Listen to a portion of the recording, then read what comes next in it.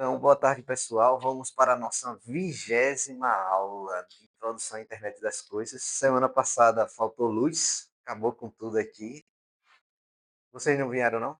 Nossa, tristeza. Tava faltando. Não, não teve não, avisei. Mas é porque tá faltando luz. Então, tava todos os laboratórios aqui apagados, porque esquentou, disjuntou, derreteu, segundo as histórias. Ah, dois? Foi Douglas que sabotou a aula. Mas isso abre imagem para um projeto de IoT também, que é a detecção de falhas com termovisão. Vocês já viram sensores térmicos? Já vai assistir o filme tipo Predador? Que ele vê tipo verde assim no escuro. Pronto, aquilo é um sensor térmico que o Predador usa. Geralmente, quando se faz, trabalha com painel de energia, principalmente na indústria, assim, véio, tem gente que ganha dinheiro só para fazer análise termográfica. Tipo, vai nos painel, passa térmica assim, para achar ponto que está quente ou não. Às vezes é o parafuso que não está apertado direito. Então fica, tipo, o comando está passando aqui, a barra com energia, aí tem um ponto aqui que não está encostando direito. Então ele cria como fosse um ponto quente, a gente chama ponto quente, porque não está fixando, então a corrente elétrica não está passando totalmente. Então o ponto de contato é muito pequeno para a corrente elétrica que está passando. Então, se o ponto de contato é pequeno, a resistência é menor. Se a resistência é menor, a temperatura da corrente ao passar por aquele ponto que tem resistência sobe. Então, você consegue detectar dentro de um painel quais pontos estão quentes e quais os pontos podem falhar. Isso é uma aplicação de IoT muito massa de fazer. Felizmente, câmera térmica é cara, mas é uma aplicação massa. Oi?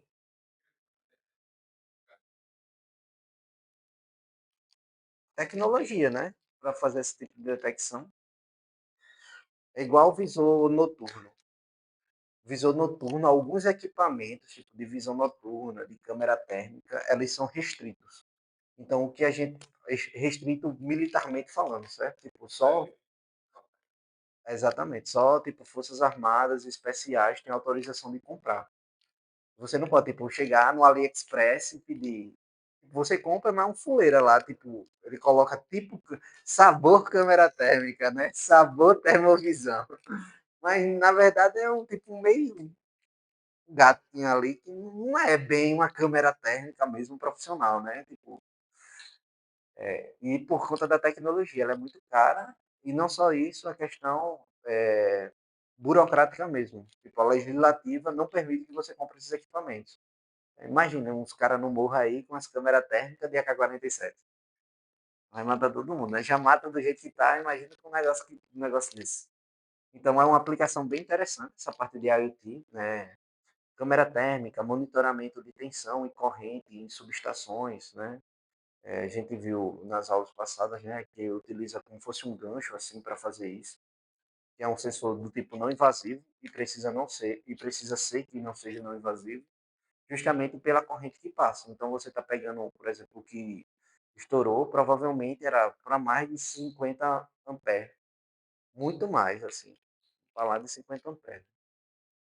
Então, esse tipo de aplicação acaba sendo bem interessante. Mas, na aula de hoje, vamos tratar de criptografia, anonimização e pseudo-anonimização. Já estamos chegando na fase final do curso. Né? Depois disso, a gente vai ver a parte de legislação de IoT e LGPD. Depois disso, a gente entra na parte de desenvolvimento de API. Acho que API, talvez um pouco de prototipagem de circuito. Então, mostrar como é que faz esse circuito integrado, fazer essas coisas e tal, fazer o feito do circuito. Não é muito bem a disciplina, mas fica como um bônus aí. Então, quando a gente fala de criptografia, a gente está falando de proteger os nossos dados. Né? Nas aulas passadas, a gente viu que a criptografia ela pode ser usada em dois momentos. Né? Ela pode ser uma criptografia para os dados que estão em repouso, ou seja, para aqueles dados que estão lá na minha base de dados e eu quero que as pessoas não acessem a eles. não acesse eles. E a criptografia pode ser feita quando os dados estão transmitindo, né? Então, que, que é justamente alguns protocolos de comunicação IoT que utiliza SSL, TLS. Então, você vai ter MQTT, TLS, OAP, TLS, Bluetooth, TLS. Então, são os protocolos que a gente já viu, mas que dentro da sua estrutura ele acaba utilizando métodos de criptografia, né? Então, existem diversos métodos de criptografia. Eu trouxe só três aqui para ilustrar para vocês, né? O primeiro deles é esse AES, né, que é o Advanced Encryption Standard, né? Então, é uma criptografia simétrica que utiliza chave secreta, né? Então, basicamente, eu vou ter um texto, seja um texto, um arquivo, seja lá o que for. Na verdade, todo arquivo é um texto, né? Se vocês já tiveram curiosidade de abrir vários arquivos como texto. Você pega um doc e abre como texto, aí você tem a estrutura. Você pega uma planilha e abre como texto, já tem outra estrutura. Você pega um CAD, você abre a estrutura dele também.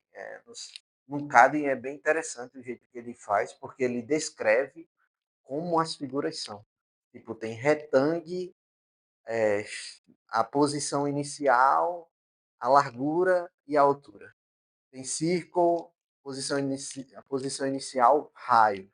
Né? XY, o raio. Tem texto, aí vai text, posição inicial, comprimento e tamanho da fonte. Tipo, é uma loucura. Mas no final das contas, todo arquivo é um texto, de uma forma ou de outra. Né? Então, basicamente, o que esse tipo de criptografia faz? Ele pega esse texto, né, que é um arquivo, ele faz essa criptografia, ele transforma num conjunto de caracteres que não dá para descriptografar. Né? Só quem consegue fazer a criptografia reversa disso aqui é quem possui uma chave secreta, né? Que é a famosa secret key. Né?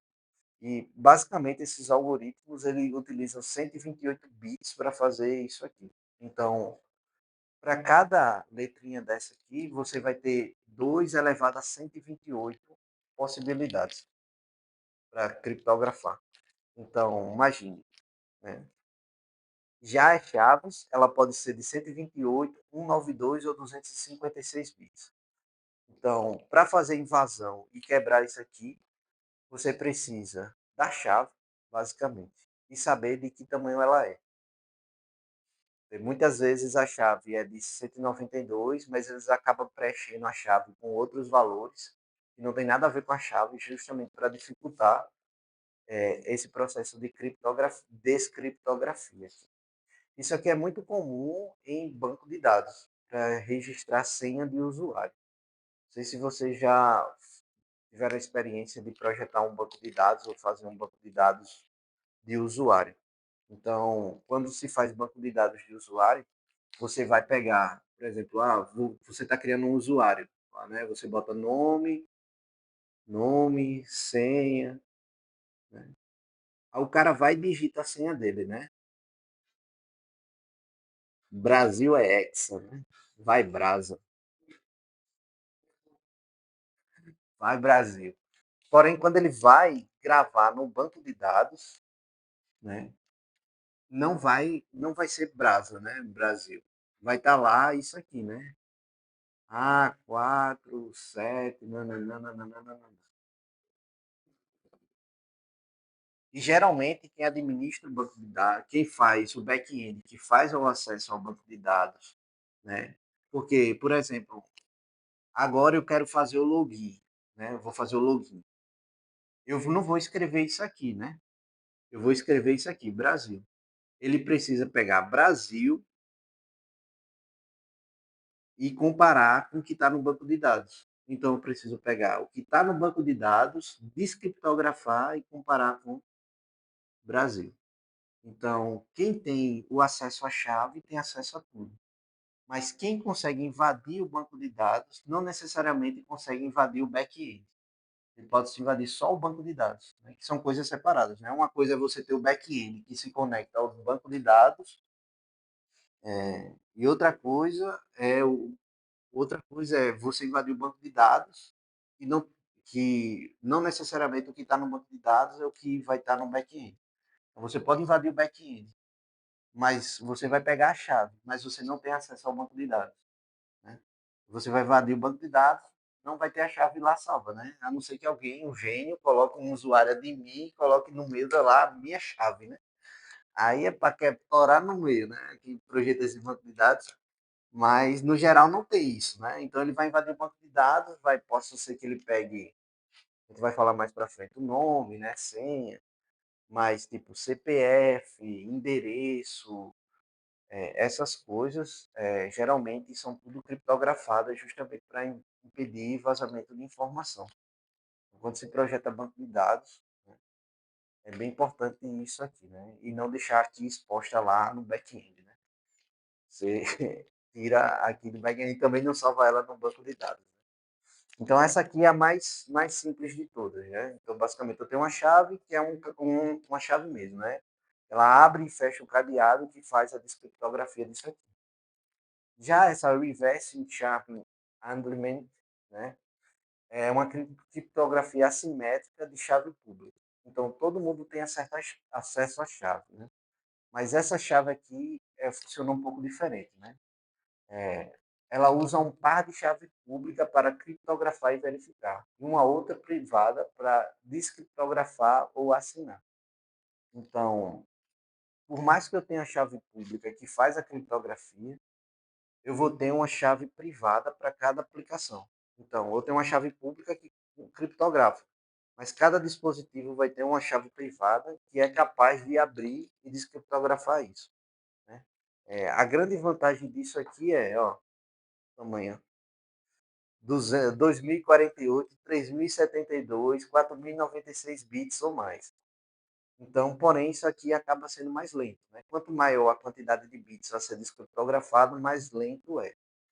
Então, normalmente, em sistemas IoT, isso aqui não é muito usual. Tipo, a implementar isso numa ESP32, quase impossível, né? E se implementar vai ser muito lento, assim, você vai demorar muito, tem que valer muito a pena para você conseguir implementar isso. Geralmente se implementa essa ou essa aqui, que é essa SHA-256, né? Ela é um resumo criptográfico. Basicamente, ela transforma qualquer entrada do tamanho arbitrário em uma saída fixa de 256 bits.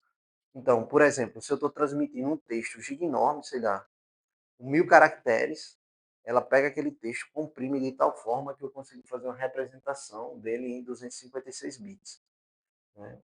E ela é unidirecional. Então, ela não é possível reverter com hash e obter o dado original. Então, você transmite, né? E depois você utiliza o dado original para descriptografar isso aqui. Então, isso aqui acaba sendo utilizado mais para armazenamento de informação. Então, não funciona muito bem com isso aqui, né? Que é transmite, descriptografa e guarda. Geralmente você transmite, guarda isso aqui e já não fica acessando isso para descriptografar. Só em caso de emergência, né? Então, pelo menos é utilizado em questão de senha, em blockchain principalmente. Você precisa fazer a questão da validação. E é um assunto que está bem alto, essa parte de blockchain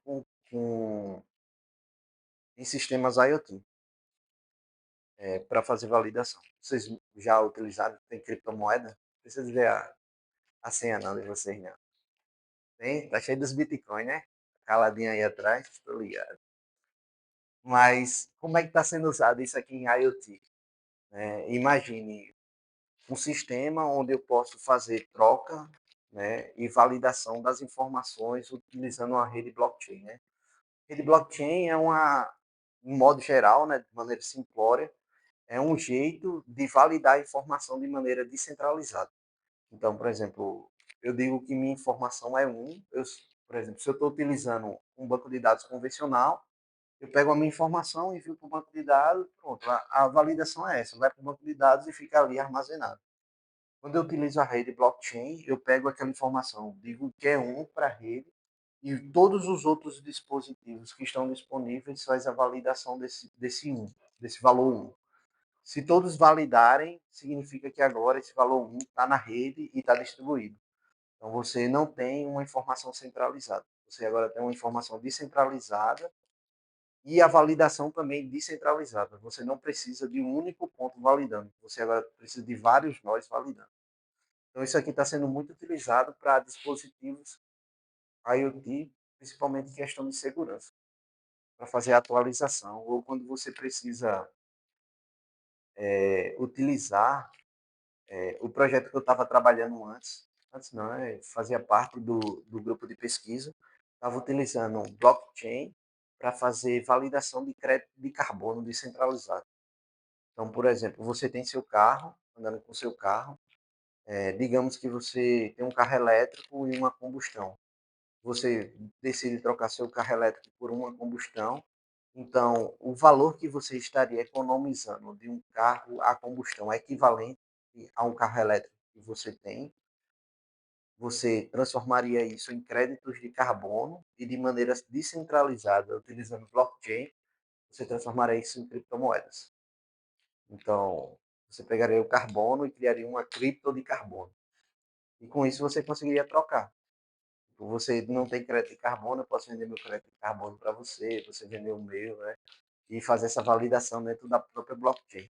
Uma aplicação bem interessante de IoT, né? Porque cada carro, não só cada carro, né? Cada carro, cada moto, cada bicicleta, cada ônibus, cada metrô, seja lá o que for, meio de transporte for, se torna um dispositivo IoT de criptografia em uma rede blockchain. Então você consegue distribuir toda essa informação e não fazer uma validação centralizada no banco de dados. Você faz de maneira descentralizada na rede. Isso é muito, muito legal. Não sou muito conhecedor, não digo para vocês, mas sim, sei mais ou menos como funciona. Não é muito a minha praia, não. E com isso a gente vê que existe um perigo, né? Qual é o perigo que tem? A chave. Se alguém pegou a chave, acabou a sua criptografia. Né? Se você tiver um banco de dados totalmente criptografado, as senhas todas criptografadas, alguém pegou a chave, já era, ele vai conseguir acessar tudo. Né? Então, se alguém pega a chave, você vai precisar usar a chave atual, descriptografar tudo, fazer a cross-validação, para ver se nenhum dado foi corrompido, utilizar outra chave e criptografar tudo de novo. Trabalheira desgraçada, né? Então, para isso, existe uma estratégia que são utilizar chaves seguras para fazer esse armazenamento, né? Não colocar a chave dentro do banco de dados que você está utilizando, né? Existem equipamentos especiais para fazer o gerenciamento adequado dessas chaves, né? Ela não pode cair em mãos erradas de jeito nenhum. Né? Não falo só de invasor, mas da própria empresa mesmo, alguém utilizar a chave de maneira indevida. Né? Então, geralmente, existem vários níveis de acesso. Por exemplo, eu tenho uma chave, que é a chave de descriptografia. Eu criptografo a minha chave e eu tenho uma chave da minha chave. E a pessoa que tem a chave da chave é uma pessoa de confiança, né? Assim, tipo, um cargo alto e não quer que esses dados vazem. E deixa a chave com outra pessoa que faz o DBA, né? Que faz o gerenciamento do banco de dados e tudo mais. Justamente para não, não dar BO lá na frente, né? Então, como eu já falei antes, né, existe esse texto, ele vai ser criptografado, né? Mas para fazer essa criptografia, ele precisa usar a mesma chave para criptografar e descriptografar, né? Então, essa chave secreta não pode ser compartilhada de jeito nenhum. Né? Aqui está a chave secreta compartilhada justamente porque ela é compartilhada com o processo de criptografa mais o processo de descriptografia, mas ela não pode ser compartilhada nos diferentes usuários. Né? Os usuários não podem ter acesso a essa chave. Isso é óbvio, né? Então, com isso, existem algumas estratégias que podem ser adotadas para reduzir o risco de vazamento da chave. Uma delas é a geração e distribuição das chaves, né? Que é o principal ponto de vulnerabilidade. Né? Como que essas chaves são geradas e distribuídas de maneira segura para bilhões de dispositivos. Né? Você tem uma rede lá, Zigbee, 65 mil dispositivos. Cada um dispositivo precisa de uma chave. Como é que eu passo essa chave para todos os dispositivos? Então, deve ter um caminho seguro de transmissão dessas chaves, né? Principalmente quando se tem um universo de diferentes tecnologias. Então, possa ser que na ESP seja mais seguro transmitir, mas no STM32 seja pior. E como é que você consegue uniformizar e garantir que a transmissão está sendo segura? Já que a chave é a mesma para todos eles. Né? O armazenamento seguro, que é onde e como essas chaves devem ser armazenadas, né? Para evitar que sejam extraídas por atacantes. E a rotação e revogação da chave. Então, existem algumas chaves de criptográficas que elas não são permanentes. Tipo, eu crio uma, ela vale por 6 meses, eu revogo ela, crio outra e vou fazendo essa rotação justamente para, imagina o colaborador da empresa que está trabalhando esse mês, por algum motivo, né, o chefe não gosta da risada dele e manda ele para fora. Aí ele sabe isso aqui, né? A chave de criptografia. Aí vaza a chave de criptografia. Acabou a empresa, né? Acaba com tudo. E quem vai saber quem foi que vazou? Né? Então, sempre há um processo de rotação e revogação da chave. Ou seja, eu atualizo todas, mas ao mesmo tempo eu preciso fazer com que elas não sejam mais válidas. Para quem já trabalhou com algum tipo de API, isso aqui é bem comum. Você bota lá para revogar aqui, né, da API. Numa disciplina eu fazia umas 3 ou 4 quimias, assim, eu disse, minha gente, pelo amor de Deus, apaguem isso, todo mundo entrando como meu colaborador no a gente usa uma plataforma na disciplina de A, que é o NDB, que é uma plataforma de MLOps. Aí, tipo, quando você pega mesmo aqui, você entra no time da pessoa. E, coincidentemente, quando você cria a conta, o nome do cara que aparece lá, default, é Thomas. Tipo, todo mundo entrando no mesmo time. Então, professor, eu tô entrando aqui no seu time. Que time que eu não criei time nenhum? Pegaram a minha aqui e começaram a entrar um monte de coisa. Meu Deus, acabou com tudo. Minha gente, pelo amor de Deus. Mas não é Tom, mas é que Tom, mas foi lá um nome igual ao meu. Enfim. Mas isso aqui, principalmente, é um perigo, essa parte de rotação e revogação, nesses dois aspectos, né? A questão da distribuição e a questão da revogação para um ambiente distribuído, porque você não tem a uniformidade dos dispositivos. E é um caos isso aí.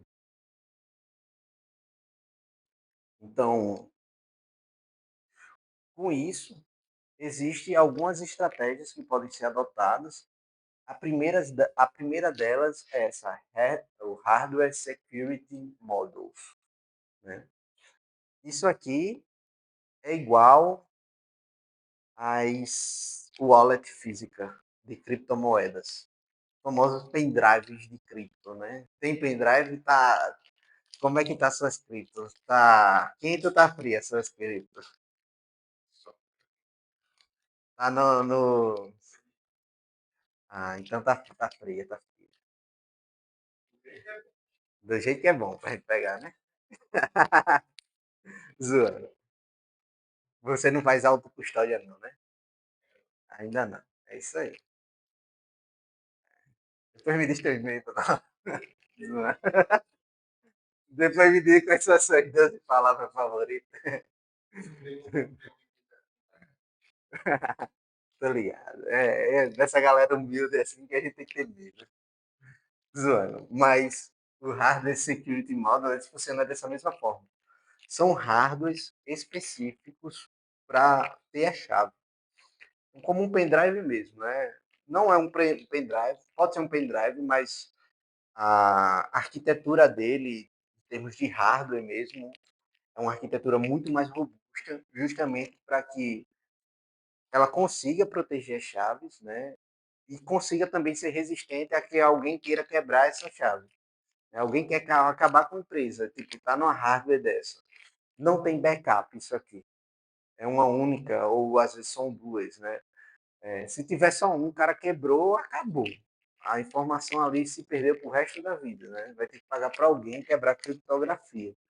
E dependendo do tipo de criptografia, é quase impossível, né? Então, ela impede, né, que os dispositivos, que as chaves saiam do dispositivo, né? Mesmo com o administrador privilegiado. Então, por exemplo, eu quero fazer alguma modificação no meu banco de dados. Eu vou lá, espeto, faço o que tenho que fazer, ela vai fazer a requisição, vai checar, voltar e vai continuar. Mas você precisa do dispositivo físico. Não sei se é do tempo de vocês comprar revista com CD da Level Up. Acho que não. Vocês são muito novos para isso. Mas antigamente você comprava. Hã? Antigamente você comprava um CD, tipo, para pegar os jogos Ragnarok. Alguém já jogou Ragnarok? Pronto. Antigamente você não baixava na internet Ragnarok, né? Você comprava o CD na banca, vinha com a revista, aí você precisava botar o CD. O CD é uma espécie de hardware secure model. Não é um hardware secure model, mas é como se fosse. Porque no CD tinha aqui para que você conseguisse jogar o jogo. A licença. Era uma espécie de voou também. Eu tenho um CD em casa, original. Comprei. Chegasse a tem algum? Chegou a comprar algum?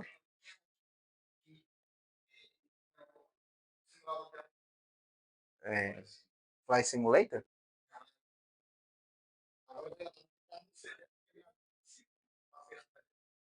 É, era bom. Eu tenho, de WoW ainda tenho um CD. O primeiro.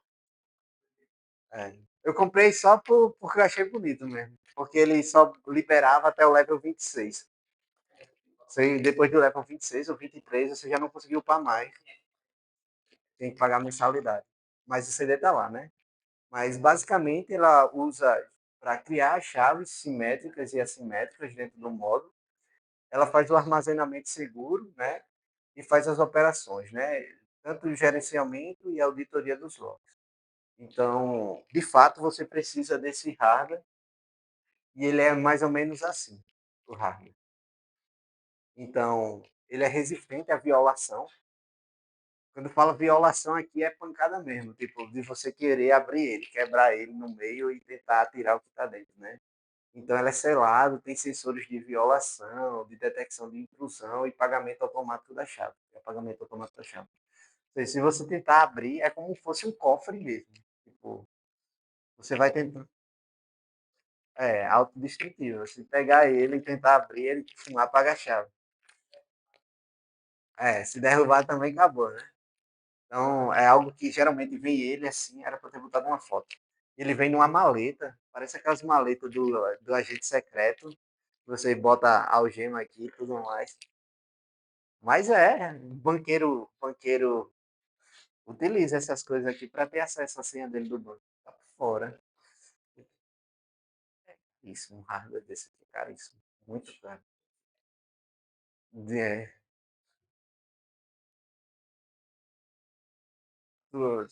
tatuar nas costas, né? Fazer um QR Code, né? Então, ela acaba sendo uma criptografia acelerada porque o hardware que é desenvolvido aqui, ele é um hardware específico para criptografia.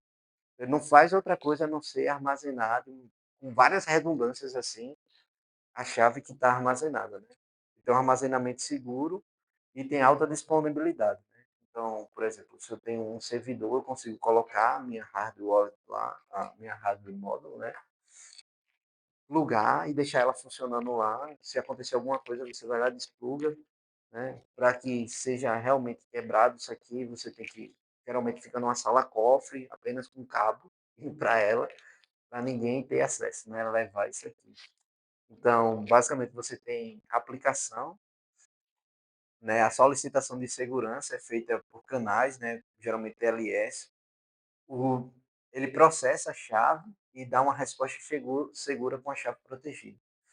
Então, isso aqui é bem comum, que é bem parecido com as hard wallet de criptomoeda.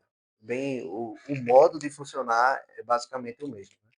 Tem umas que tem até uma telinha assim, que você vai, bota a sua chave, tem uma combinação, você pega as suas palavras lá, Ele utiliza como fosse cartão perfurado para as palavras.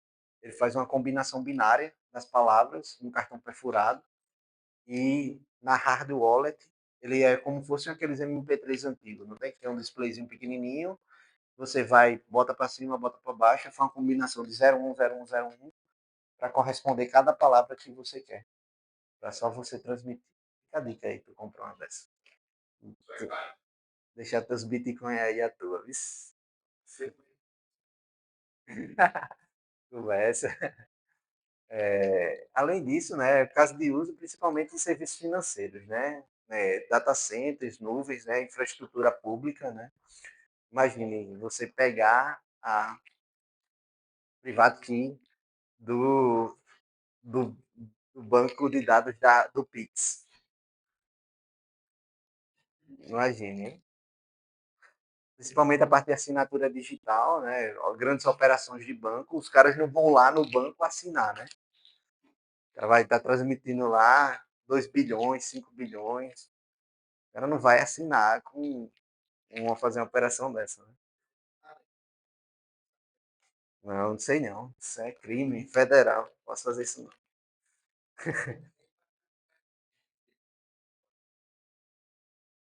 Tem que pegar fisicamente, né? É físico, pô. É como se fosse um pendrive. Não, não sei. Se você correr rápido. E aqui tem alta disponibilidade, né? E controle de acesso. Nem todo mundo tem acesso, né? Geralmente, em empresas grandes, cada sócio ele tem acesso a uma hard wallet e a operação só é validada com a validação de todos os sócios. Isso acontece muito em microempresas, quando você bota o papel societário de acesso ao banco distribuído. Então, qualquer operação que você precisa fazer, você precisa autorizar no seu aplicativo e seu sócio também autorizar. Então, você vai pagar uma conta, aí aparece lá, fulano de tal solicitou o pagamento de tal conta. Aí você valida e você valida a compra dele. Ah, ele quer tirar o dinheiro, sacar o dinheiro. Né? Fulano de tal está sacando o dinheiro. Não para colocar você coloca. Agora, para tirar, isso aqui é um problema. Eu tive problema com isso. O meu sócio viajou quando eu tenho empresa. Ele foi para Brasília, trabalhar em Brasília como desenvolvedor de hardware. Aí o nosso contrato da empresa era dessa forma. Tipo, só poder fazer a coisa se um validasse a do outro. Aí quando a gente foi fazer o fechamento da baixa na empresa, tinha que pagar as coisas e tal, para deixar tudo zerado. Quem disse que conseguia? Porque a mulher do banco queria que ele viesse de Brasília assinar. Depois a gente teve que mudar o quadro societário, para mudar o contrato no banco, para depois eu conseguir assinar alguma coisa. Então ele fez assinatura digital para mudar o contrato da empresa, para não ser mais desse jeito, tipo, um valida no outro, para poder mudar o modo para eu sozinho conseguir fazer as assinaturas no banco. Mas antes disso, eu tive que pagar o contador para mudar o contrato social da empresa, do CNPJ. Né? Trabalheira, desgraçada. Mas deu certo.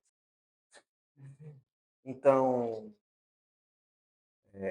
aqui você pode utilizar, além do hardware confiável, você pode utilizar módulos confiáveis dentro de um hardware. Por exemplo, você tem uma ESP32, mas você faz um projeto da ESP32, dentro dela tem um chip específico só para armazenar a chave. Então, para fazer aquele acesso à chave, existe um espaço no registrador do meu processador que tem um endereço de memória da minha chave. Então é algo muito específico assim. Tipo, e ninguém sabe esse endereço, só você sabe o endereço de memória. Aí já era, aí já não tem o que fazer. Esqueceu já era. A gente não tem esse tipo de chave aqui, você não pode esquecer. Não tem como botar lá recuperar a minha senha. Aqui esquece isso. Aqui não tem como recuperar a senha. Não, aí você pode anotar, né? Para não esquecer. Mas aí é problema seu, né? Mas eu estou falando do dispositivo. No dispositivo não tem nada que faça recuperar. Nada, nada, nada. Você pode achar seus meios, anota no papel. Tem gente que compra um livro e sai marcando as palavras por exemplo, em Bitcoin. Você marca as palavras. O ruim é se pegar o livro e jogar fora. Vocês conhecem aquele Lorde Vinheteiro que faz o. Vocês souberam o que aconteceu com a carteira dele de Bitcoin? Ele perdeu. Ele disse que tinha. Ele colocou num papel dentro de um livro. Ele emprestou o livro e ninguém sabe mais onde é que está o livro. Ele tinha quase 3 bitcoins. Dinheiro, viu? Ele disse, quase que eu tenho um infarto, nunca mais eu boto Bitcoin. Eu disse, mas o cara disse, aí tu é burro, pegou em vez de anotar no negócio.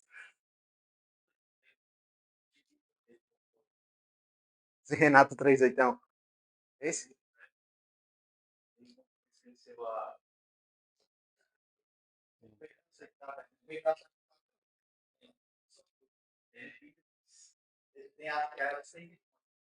Caramba, é dinheiro, né?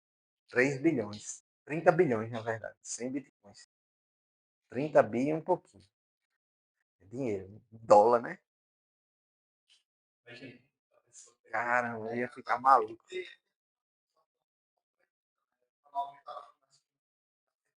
Vai é impossível. Não sei como funciona direito essa questão do Bitcoin.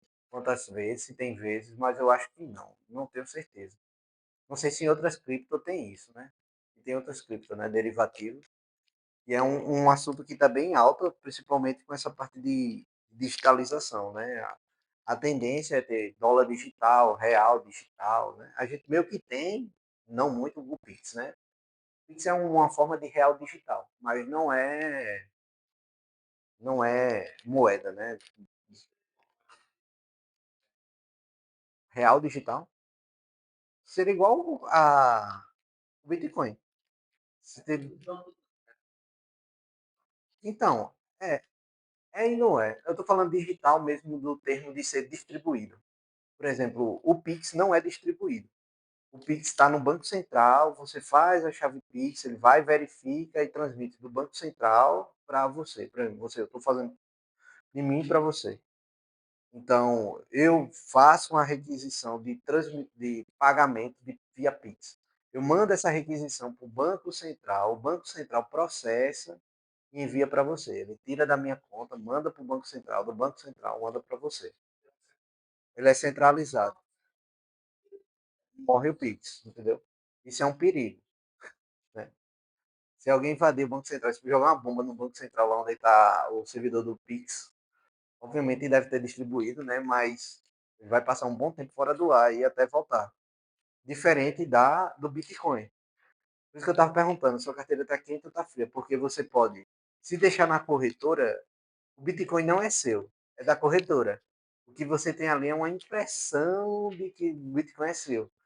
Mas quando é seu mesmo, ele está numa carteira que só você sabe a chave. E é descentralizado. Por exemplo, se eu quero fazer um saque, eu preciso que todos que estão na rede Bitcoin validem aquela operação. Então é descentralizado. Então, se por acaso eu cair, vai existir mais duas centenas de milhões de pessoas que podem validar a sua operação. Não só depende de mim, não é eu e você, não é eu e você em um banco, é eu, você e uma rede. Né? Tudo pode. Tem milhões de pessoas que podem fazer isso. E uma forma que o pessoal usa para minerar Bitcoin é justamente essa parte. Né? Eles utilizam um computador para fazer esse processo de validação da chave. E com isso você minera porque você ganha parte da transação para você, por você fazer o cálculo. Você precisa fazer um cálculo. Mas isso aqui é no próprio firmware, né? Você pode ter de maneira discreta, né? Físico na placa-mãe. Você pode ter um firmware que faz essa questão do reservamento da chave e pode ter o hardware mesmo, né? Então, basicamente, como é que funciona, né? Eu inicializo, eu faço a medição disso aqui, eu medo a cada componente do boot, do firmware, do boot, do sistema operacional, das hashes, do armazenamento, onde é que está a minha chave, né? Uma vez que eu tenho essa chave, eu faço armazenamento, né, faço as medições protegidas dentro do TPM, que seria um chip específico para fazer isso. E, por fim, eu faço a verificação de confiança e estabeleço uma conexão. Então, isso tudo é feito dentro do próprio chip. Então, eu posso ter um ESP com TPM, né? Posso ter um Arduino com TPM, né? Conecta com TPM de temperamento pré-menstrual, não. É de trusted plataforma módulos, né? Eu posso ter um módulo protegido para fazer isso, né? Isso é bem interessante. E uma área que está bem em ascensão em questão de pesquisa, né? Como implementar essas coisas, né? Principalmente em hardware de baixa potência. Então, eu acabo gerando os números a visão interna, né? Eu gero números aleatórios dentro do meu módulo, eu faço um armazenamento não volátil, eu tenho uma NVRAM dentro desse módulo, é como se eu tivesse uma pequena CPU aqui, onde eu tenho uma CPU e a cache, sendo que a cache é não volátil, ela, né? Nesse caso aqui. Eu uso qualquer um daqueles mecanismos de criptografia e eu tenho agora um processamento seguro, né? Então, as informações que eu preciso descriptografar, eu não descriptografo na minha CPU do microcontrolador. Eu mando para cá, faço as operações de maneira e envio só o resultado. Então, ela não tem acesso à chave. Enfim. Todo o meu processo aqui acaba sendo seguro, né? Então, eu posso ter isso não só para operações, mas para, por exemplo, acesso a alguma posição específica da memória, acesso a algum barramento de dados, né, se você está utilizando, acesso à transmissão. Então, eu consigo utilizar esse módulo aqui justamente para fazer esse, como fosse um filtro, não bem um filtro, né, mas como fosse uma ponte, um middleware entre a informação protegida e a informação desprotegida, né? Você deixa ela segregada do resto do processo.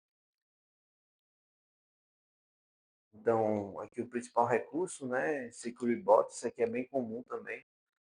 Só liga se tiver a chave. Então, você bota no pendrive assim, no computador, para você só consegue dar o boot dele se você tiver a chave. Né? É isso aí. Próxima aula a gente vê. Deixa eu ver aqui, só uma coisa.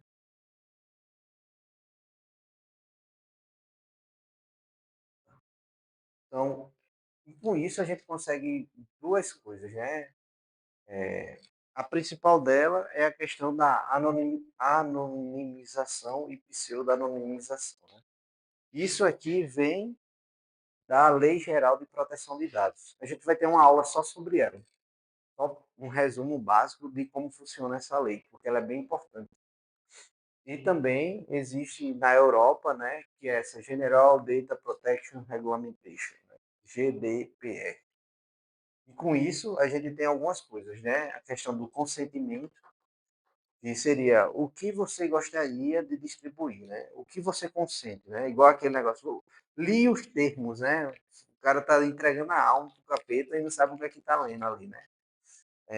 Além disso, tem a questão da minimização dos dados. Então, você pode fornecer um monte de dados, mas quando você vai projetar qualquer sistema, você tem que pensar bem quais dados você vai adquirir. Né? Então, quanto menor a quantidade de dados que você pede, melhor para anonimização. Né? Você vai pedir identidade, CPF, comprovante de residência, RG, identidade, né? Mas CEP, nome da rua, nome do pai, nome da mãe. Será que precisa disso tudinho mesmo? Vai fazer um cartão? Não precisa disso tudo, né? Você consegue tipo, utilizar o mínimo possível de dados para conseguir identificar o usuário. Isso aqui é uma coisa bem importante. Direitos do titular é uma coisa que geralmente a gente não tem noção.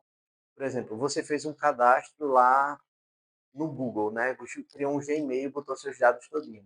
Como é que você faz para excluir e ter certeza que seus dados foram excluídos da base de dados dele? Então, isso aqui entra no direito de titular. Então, você tem direito de alterar, excluir, né? Modificar, né? E a questão da transparência. Quais os dados que está sendo coletado? Coisa que a gente não tem hoje.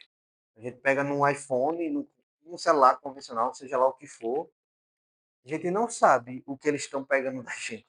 Tipo, Pokémon Go foi uma boa experiência disso aqui. Sabe como, por que nasceu o Pokémon Go? Qual era o intuito do Pokémon Go? De robô, para fazer a detecção, para eles mapearem, porque qual era o problema da empresa? Tem gente no mundo todo tirando foto de lugares distribuídos, assim, do centro histórico, da universidade, da região interna, de museu. Tipo, precisava ter pelo menos 1 bilhão de pessoas assim tirando foto de muitos lugares ao mesmo tempo para eles terem um bom mapeamento. Qual o melhor jeito de fazer isso? Um joguinho, né? Que a pessoa precisa apontar a câmera e tirar a foto para pegar o Pokémon. Gênios, gênios, gênios, gênios, gênios. Não tem o que questionar dos caras. Outra coisa também, não sei se vocês já pegaram aqueles completa capture, né? Que é tipo, você tem uma aqui, uma letra aqui, né? Esse dois, sei, não sei o quê. Ou tem uma frase aqui, né? Ah, e tem outro embaixo aqui. Geralmente são dois. Uma que é super legível e outra que não é tão legível assim. Não sei se vocês já pegaram uma dessas, assim. Isso aqui surgiu para treinar modelos de linguagem para fazer tradução de texto. Fazer tradução e identificação de texto. Por quê? Essa parte aqui, a primeira que você faz, você é algo conhecido. Ele sabe o label. Ele sabe como é que está escrito. A de baixo ele não sabe. Ele precisava de alguém manualmente para fazer essa conversão de algo que é digitalizado para algo escrito. Quem é que está fazendo? A gente, de otário, né? Então, um monte de palavras assim, tipo, o documento está amassado, riscado, está torto, né? Comeu metade da letra. Se fosse pagar uma pessoa para fazer aquilo, sei lá, numa biblioteca completa, quanto não ia custar? Então, nós, meros usuários, precisamos fazer isso aqui, né? E está alimentando. E é uma coisa que está se tornando comum e é uma profissão que está surgindo hoje, que são rotuladores de IA. Vocês já ouviram falar disso? Rotulador de IA?